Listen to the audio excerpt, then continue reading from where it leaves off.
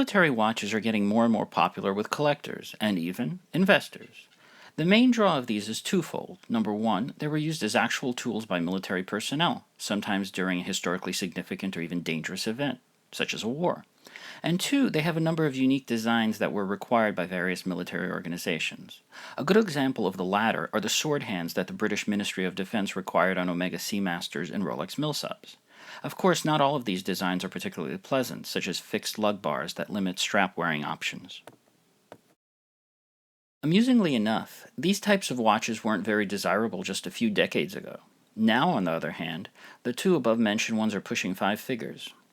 This kind of success, of course, has led to counterfeits popping up. Literally, it is a military watch minefield.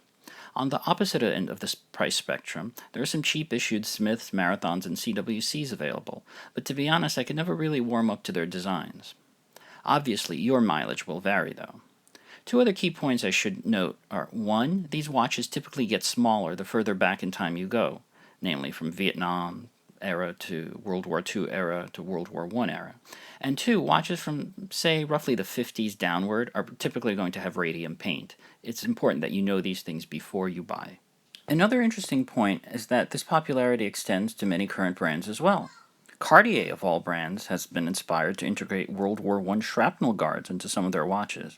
IWC, and some other German manufacturers as well, have a so-called Big Pilot line, which was inspired by the Luftwaffe navigator watches they made during World War II.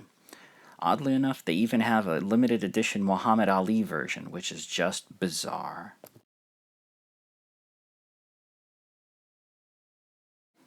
As a collector, I have slowly started to dip my toes into the military watch pool despite the above-mentioned financial and aesthetic obstacles. Purists, you're warned, prepare to cringe. Because I'm not really a fan of homages, I was pleased to discover that certain companies would occasionally remake their own classic military watches without too many changes. One of these brands is CWC, which supplied the Royal Navy with their so-called Royal Navy diver after Omega and Rolex were deemed too expensive. The same is true about their chronograph reissue, which was originally used by the RAF in the 70s, though they weren't as highly polished as this reissue is. IWC, before they were bought out by Richemont and lost their way, even released their reasonably faithful tribute to their very famous Mark XI Navigator watch, fittingly named the Mark XII, in the 90s. Again, these watches are not for purists who only want the real thing, but for me they are a reasonable compromise. I'll post individual reviews in the near immediate future. And as always, thanks for watching.